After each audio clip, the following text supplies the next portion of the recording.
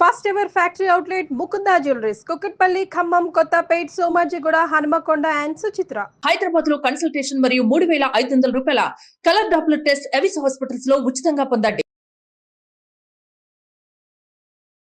నమస్తే రమగారు. నమస్తే జయ. రమగారు, ఇదివరకు మనం ఏదన్నా విలువైన వస్తువుల్ని దాచుకోవటానికి కానీ అసలు పెళ్ళి చేసి ఆడపిల్లని పంపించేటప్పుడు ఇనపవి ట్రంక్ పెట్లు ఇచ్చేవాళ్ళు. అవును, నాకు గుర్తండి, నేను కూడా చూశాను. మెల్లిగా క్రమేపీ మీ అప్పుడు విఐపి సూట్ కేసులు ఇవ్వలేదు? నాకు కాదు, మా పిన్ని వాళ్ళకి పెళ్ళిళ్ళు చేసినప్పుడు ఇనప పెట్టెల్లో ఇవ్వటం నేను చూసాను అనమాట. మాకు వచ్చేసరికి సూట్ కేసులు వచ్చేసాయి. మెల్లిగా అవి పోయినాయి.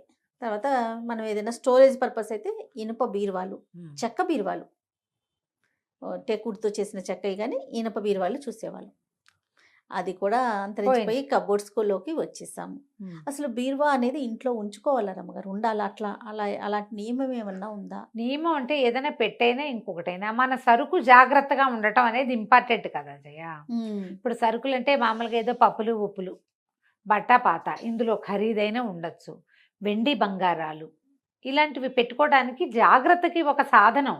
నువ్వు చెప్పే వీటికంటే ముందు ఇనపెట్టెలు ఉండేవి, భోషాణం పెట్టెలు ఉండేవి. భోషాణం అనేవాళ్ళు, పెద్దది 4 కాళ్ళది, చెక్కతోటే చాలా బరువుగా ఉండేది. ఇనప పట్టీలు లేదా ఇత్తడి పట్టీలు కూడా వేసేవాళ్ళు వాటికి. ఇనపెట్టెలు ఉండేవి, లేకపోతే ఇట్లా హ్యాండిల్ తిప్పేవి. మా ఇంట్లో కూడా ఇనపెట్టే పెద్దది, దాని కాళ్ళు మహాబరువు, అమిత బరువుతోటి చేయించేవాళ్ళు. అసలు ఒక చోట నుంచి ఇంకో చోటకి మార్చాలంటే టంగులు దిగేవి, అంత బరువుగా ఉండేవి. అంటే దొంగల భయం లేకుండా, దొంగల భయం లేకుండా విలువైన సామాగ్రి పెట్టుకోవడానికి ఒక సాధనం మనకి ఎప్పుడూ అవసరమే. చిన్నిళ్ళైనా పెద్దిళ్ళైనా ఎవరి శక్తికి మించింది కదా, ఎంత సరిపోయేటట్టు ఏమంటారు, ఎంత చెట్టుకి అంత గాలి. అందుకని ఈ సాధనం ఎప్పుడూ ఉంది మనకి. పూర్వకాలం రాజుల దాంట్లో కూడా అప్పుడు ఏం చేసేవాళ్ళు, ఖజానాలు ఉండేవి, అందులో చాలా పకడ్బందీగా పెట్టేవాళ్ళు. రెగ్యులర్ వస్తు సామాగ్రి బంగారాలు అవి పెట్టుకోవడానికి ఇనపెట్టెలు ఉండేవి, లేకపోతే భోషాణాలు ఉండేవి, చెక్క పెట్టెలే. తర్వాత క్రమంగా ట్రంకు పెట్టెల్లోకి మారినాయి అవి. ట్రంకు పెట్టెలు సూట్ కేసుల్లోకి మారినాయి. ట్రంకు పెట్టెలు భోషాణాలకి మధ్యలో ఏమొచ్చినాయి, ఇనప బీరువాలు వచ్చినాయి. ఇనుముతో బీరువాలు తయారు చేసుకోవడం, దానికి తాళం తయారు చేయటం వచ్చింది. గోద్రేజ్ బీరువా ఇవ్వడం అనేది ఒక రెగ్యులర్ గొప్ప విషయం. పెళ్లిలో బీరువా ఇవ్వడం అనేది చాలా సంవత్సరాలు, ఒక 40-50 సంవత్సరాల క్రితం కూడా బీరువా ఇవ్వడం గ్రేట్, గొప్ప. బీరువా అంటే గుర్తొచ్చింది రమ్మగారు, అసలు బీరువాలో కొన్ని వస్తువులు పెట్టాలని, కొన్ని వస్తువులు పెట్టుకోకూడదని, దాని మీద బరువు పెట్టాలని పెట్టకూడదని ఇలా సందేహాలు నేను. ముందు దీని గురించి ఒకసారి చెప్పండి. బీరువా మీద బరువు పెట్టకూడదండి? పెట్టకూడదు. ఈ బీరువా అంటే ఏం పెడతాం అందులో అనేది ఇంపార్టెంట్. బీరువాలో జనరల్గా వెండి బంగారాలు, ధనం, డబ్బులు దాస్తాం కదా. బట్టలు కూడా విలువైన పట్టు వస్త్రాలు, రోజువారీ తీయం కదా దాన్ని, అందుకని అవన్నీ పెట్టుకుంటాం. అంటే మన సంపాదన, మన ఇంటి లక్ష్మి, మన యొక్క విలువ, మన జీవితం తాలూకు విలువని మనం ఒక దాంట్లో పెట్టినప్పుడు దాని మీద బరువు పెట్టద్దు. దాని మీద చెత్త సామాన్లు పెట్టకండి. ఇంట్లో ఎక్స్ట్రా అయిన అట్టపెట్టెలన్నీ బీరువాల మీద పెట్టే అలవాటు ఉంటే అది మంచిది కాదు. మీరు ఆ బీరువా ఇటు హాల్లో ఉండి మామూలు పుస్తకాలు అవి పెట్టుకునే బీరువా అయితే దాని మీద పెట్టుకోవచ్చు. కానీ ఎక్కడైతే మనము ధనము, మన సంపాదన, వెండి బంగారాలు, ముత్యాలు లాంటివి దేవతా సంబంధమైన వ్యవహారాలు అవి పెట్టుకుంటామో దాన్ని నైరుతిలో పెట్టాలి. నైరుతిలో పెట్టాలి. నైరుతి నుంచి తూర్పు ముఖంగా చూస్తే మంచిది. నైరుతి రాక్షస దిక్కుగా చెప్తారు, సాధారణంగా బెడ్రూమ్ నైరుతిలో చెప్తారు. అందులో మూలకి, అది తూర్పు ముఖంగా చూస్తే మంచిది. అక్కడ పెట్టుకోవాలి బీరువా. అందులో మీరు ఇలాంటి సామాన్లు అవి పెట్టుకోవచ్చు. చెప్పాలి కొన్ని ప్రత్యేకంగా. ఆగిపోయినా, పాడైపోయినా, పనికిరాని వాచీలు లాంటివి పెట్టద్దు. ఇంట్లో పెట్టుకునే మీద తాళాలు అవి పెట్టద్దు. ఇనప వస్తువులు బీరువాలో పెట్టుకోకూడదు. ఇక్కడ పెట్టింది ఇనప వస్తువు, ఇందులో మీరు ఏమేం వస్తువులు, ప్రీషియస్ విషయాలే పెట్టుకుంటాం. ఆగిపోయినవి, పాడైపోయినవి, పాతవి బీరువాలోకి ఎక్కితే ఎట్లా? ఇందులో ఇంకా ఏం పెట్టుకుంటాం, ఆస్తి పత్రాలు అలాంటివి, డాక్యుమెంట్స్ పెట్టుకుంటాం. మళ్ళీ బ్యాంకులకి వెళ్ళి వచ్చిన రసీదులు, ఏమైనా కొనుక్కొచ్చిన రసీదులు, వాటిని వేరే దాంట్లో పెట్టుకోండి మీరు. బ్యాంక్ పాస్బుక్స్ అవి కూడా ఇందులో పెట్టుకోవచ్చు. అంటే మనం కట్టేసిన రసీదులు ఉంటాయి చూడు, అవి వద్దంటారు.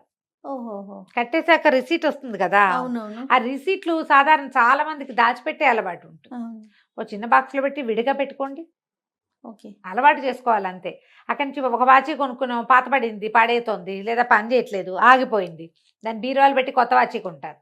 ఆ పని చేయపోకండి, బీరువాల్లో పెట్టద్దు. లాకర్స్ ఉంటాయి కొంతమందికి బ్యాంకులు, లాకర్ కీస్ బీరువాల్లో ఉంచుకోవచ్చు, ఎందుకంటే అక్కడ ఉన్నది కూడా విలువైందే కాబట్టి. ఓహో. ఈ ఇంట్లో మిగిలిన ఇతరత్ర తాళాలు కానీ అవి పెట్టద్దు. ప్లాస్టిక్ సామాన్లు, విలువ తక్కువ వస్తువుల్ని అందులో చేర్చబోకండి. ఆలోచించండి, చిన్న లాజిక్ అంతే అంతే. మీరు దేన్ని లక్ష్మీదేవి స్వరూపంగా భావిస్తున్నారో అక్కడ మంచివి పెట్టాలి. ఇదే పాయింట్. మనం దేవుడి మందిరంలో జాగ్రత్తగా పెట్టుకోమా, అంతేనా? అంతే. అయితే పీరియడ్స్ అప్పుడు కూడా బీరువాని అంటుకోకూడదని అంటుంటారు కదండి. అంటే ఎవరిళ్లలో అలవాట్లు లేజయ్య, వాళ్ళ అలవాటుని బట్టి. ఇప్పుడు దేవాలయాలకి వాటికి వీటికి గుళ్ళకి గోపురాలకి కట్టుకెళ్తాము, చీరలు బట్టలు ఉంటాయి, బంగారు వస్తువులు, దేవుడికి పెట్టుకునే వస్తువులు ఉంటే మనమే పెట్టుకునే బంగారం ఉంటుంది. ముట్టుకోకుండా ఉండాలి అని భావించే వాళ్ళు ముట్టుకోవద్దు. ఆ ఫీలింగ్ని బట్టి, మీ అలవాటుని బట్టి. మీ ఇంట్లో అంత అన్నీ నార్మల్గా ముట్టేసుకుని మీకు ఏ శంకలు భయాలు ఓసిడీలు లేకపోతే మీ ఇష్టం. మీకు ఏమాత్రం అనుమానం ఉన్నా పీరియడ్స్ని ఇంట్లో కలపకూడదు కానీ కొంత కలపాల్సి వస్తుంది అని భావిస్తారు చూడండి, వాళ్ళు ముట్టుకోవద్దు బీరువా. ఓకే. బీరువాలు తీకండి. 3 ఏంటమ్మా మ్యాటర్ ఆఫ్ 3 days, అంతే కదా. ఆ 3 రోజులు అంత కొంప మునిగిపోయే పని ఏమొస్తుంది? సాంబ్రాణి వేసినప్పుడు కూడా కొంతమంది బీరువాకి సాంబ్రాణి ఇస్తూ ఉంటారు. వేస్తారు, నేను కూడా వేస్తాను జయ. ఓకే. నేను కూడా వేస్తాను, నాకు కూడా అలవాటు ఉంది. నేను కూడా వేస్తాను. అంటే సాంబ్రాణి పొగ కనుక ఇల్లంతా చూపిస్తాం, బీరువా తెరుస్తాను నేను. మన అలవాటు ఉంటే లోపల ఉన్న లాకర్కి అట్లా ఏమైనా ఇప్పుడు వెండి బంగారాలే, అంతకంటే ఏముంటాయి? దేవుడి ప్రతిమలు పెట్టుకోవచ్చా? వెండివి లోపల పెట్టుకోవచ్చు. దానికి మనం దేవుడు అంటే డబ్బులు పెట్టే దానికి లక్ష్మీ లాంటిది పెట్టుకోవచ్చు. ప్రతిమలు పెట్టుకోవచ్చు. పాత పెన్నులు అలాంటివి పెట్టద్దంటారు, పాతవి పెట్టద్దు. ఇప్పుడు బీరువాలు పోయినాయి రమ్మగారు. బీరువాలు పోయినాయి, అందరి ఇళ్లలో షెల్ఫ్లు వచ్చినాయి, ఏమంటారు వాటిని, కబోర్డ్స్ వచ్చేసినాయి. ఆ కబోర్డ్ లో 2-3 లాకర్లు పెట్టుకుంటారు. ఇప్పుడు దీనికి ఈ బీరువాకి చెప్పిన నియమం దీనికి చెప్పలేకపోతాం మనం. ఇది నైరుతిలోనే ఉండాలన్న నియమం కూడా లేదు. మొత్తం వాళ్ళంతా పెట్టి గోడంతా పెడతాము. ఏదైనా క్లీన్ గా ఉంచుకోవాలనేది సాధారణ నియమం. అంతే. చెత్తలు చేర్చకండి. మీరు ఎక్కడైతే వెండి బంగారం లాంటివి ఖరీదైనవి పెట్టుకుంటారో అక్కడ మీ సాధారణమైన వస్తువుల్ని దాంతో పాటు ఉంచబోకండి. ఓకే, అంతే. ఇంకా సాధారణ నియమాలు, అది మన విజ్ఞతను బట్టే కదా జయ. ఇప్పుడు మీరు అన్నట్లుగా బీరువా అంటే ప్రత్యేకమైన నియమాలు పాటించగలుగుతాం. స్నానం చేసినప్పుడే పట్టుకోవటం, లేకపోతే మీరు అన్నట్టు పీరియడ్స్ టైంలో మన ఇంట్లో పరిస్థితిని బట్టి అంటుకోకపోవటం చేస్తాం. కబోర్డ్స్ వచ్చేసరికి అంతా కలిపే ఉంటుంది. అప్పుడు ఏం చేస్తాం, ఎక్కడైతే ఈ పట్టు చీరలు బంగారాలు అవి పెట్టుకుంటామో ఆ ర్యాక్ తీయకుండా పక్క ర్యాక్ తీస్తారు. ఇంకా అలాంటి జాగ్రత్త, సూక్ష్మంలో మోక్షం చేస్తారు. అమ్మ అవన్నీ కూడా దేన్ని సిద్ధాంతీకరించలేము ఈ రోజున, అసలు కాదు.